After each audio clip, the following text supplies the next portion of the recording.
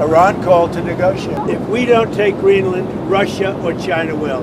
And I'm not letting that happen. I'm the one that saved NATO. You wouldn't have NATO if I weren't president. We're the hottest country right now anywhere in the world.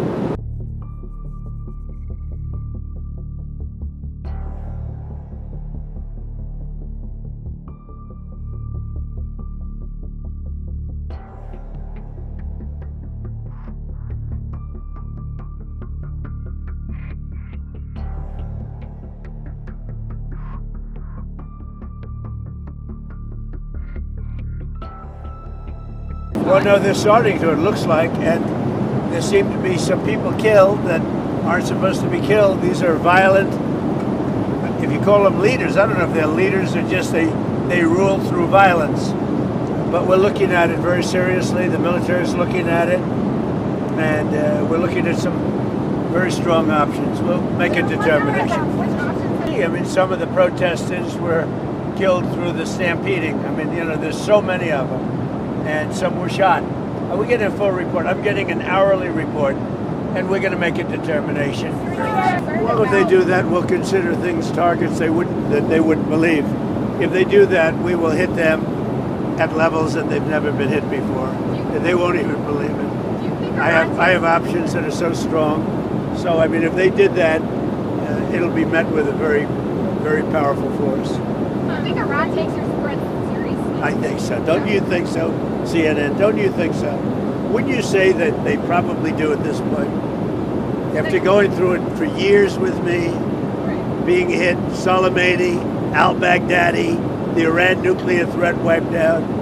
Don't you think, and then you just had Venezuela, don't you think, she says, CNN, do you think they take your threat seriously? Wouldn't you say they do after all of the things we've done? What a stupid question. Iran has not allowed freedom for a long time. And the protesters, I don't think they're trying to appease me. They're trying to get somebody to help them. They're under siege. And now it looks like they're being shot, which is a very bad thing. With Iran? Yeah, do you think they want to engage diplomatically? They do. They called you? yesterday. Is it still an option? Iran called to negotiate. Yesterday. The leaders of Iran called, they want to negotiate. I think they're tired of being beat up by the United States. Iran wants to negotiate, yes. We may meet with them. I mean, a meeting is being set up, but we may have to act because of what's happening before the meeting. But a meeting is being set up. Iran called, they want to negotiate.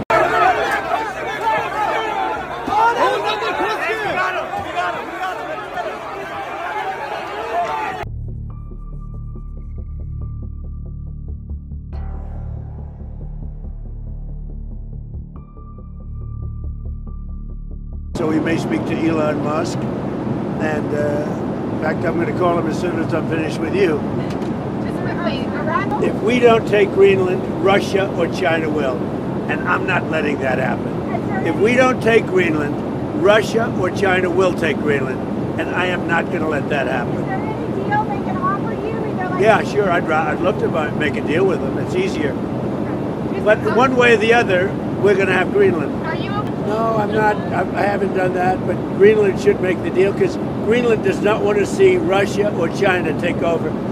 They don't go there. It's very far away from Greenland. And Greenland, basically, their defense is 2 dog sleds. Do you know that? Do you know what their defense is? 2 dog sleds. In the meantime, you have Russian destroyers and submarines and China destroyers and submarines all over the place.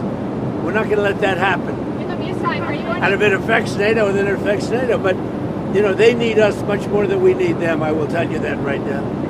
Are you going to increase the amount of military? That's a war that should have never happened with Ukraine. The UK and Germany are discussing plans for a joint NATO mission to protect Arctic security in Greenland. Does that change your calculus at all? No, look, we're talking about acquiring, not leasing, not having it short term. We're talking about acquiring.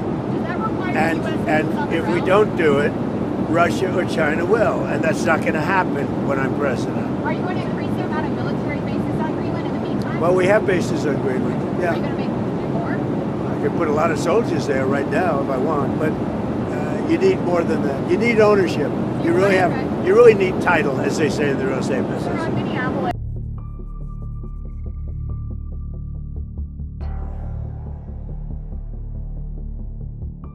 I may go at some point. Yeah, sure. We're doing well. Venezuela is really working out well. We're working along really well with the leadership, and we'll see how it all works out. Are you expecting the meeting with Delphi to go? At some point I'll meet. Yeah, she's been very good. Look, she asked us, can we take 50 million barrels of oil? And I said, yes, we can. It's $4.2 billion. And it's on its way right now to the United States. Find out pretty soon. We're talking to Cuba, and you'll find out pretty soon. And one of the things I want taken care of, and one of the groups I want taken care of, are the people that came from Cuba that were forced out or left under duress, and they're great citizens of the United States right now. You have a lot of people forced out of Cuba unfairly, so we're going to take care of, most importantly right now, we're going to take care of the people that came from Cuba that are American citizens or in our country. We have so many people that want to go in for oil. So you saw some great companies. Oh, I think I've done a great job. I'm the one that saved NATO. I'm the one that got them to pay 5.5% of GDP. Wait a minute. It was 2%, and they didn't pay. Now they're paying 5%. I'm the one that saved NATO. You wouldn't have NATO if I weren't president. Would you pull the U.S. out of NATO? Would you consider doing that?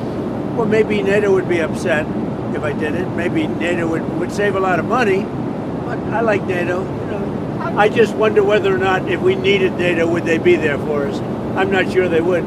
You know, we spend a lot of money on NATO, and I'm not sure they would. But what would you say? Now, what's happened is, as you know, Sleepy Joe Biden gave $350 billion to Ukraine and got nothing for it. I got rare earth back. I got, I think, value back far greater than that, and that's what he should have done.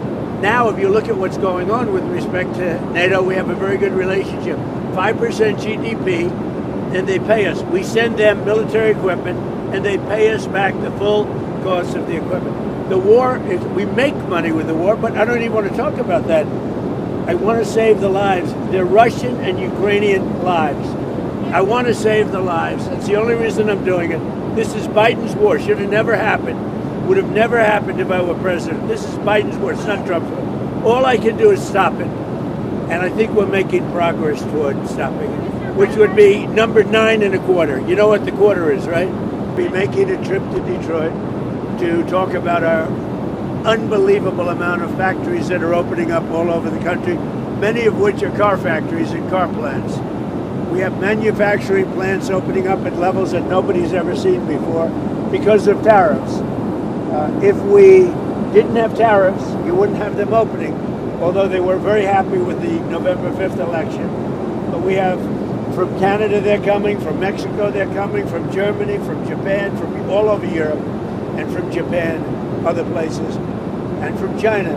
They're opening up car factories, car manufacturing plants at levels that we've never seen before. So I'm going to Detroit because they're going to be opening up plants in Detroit or redoing plants, but they're really ripping down old plants and building new. We're the hottest country right now anywhere in the world. I mean, think of it. A year and a half ago, we were a dead country, and now we're the hottest country anywhere in the world.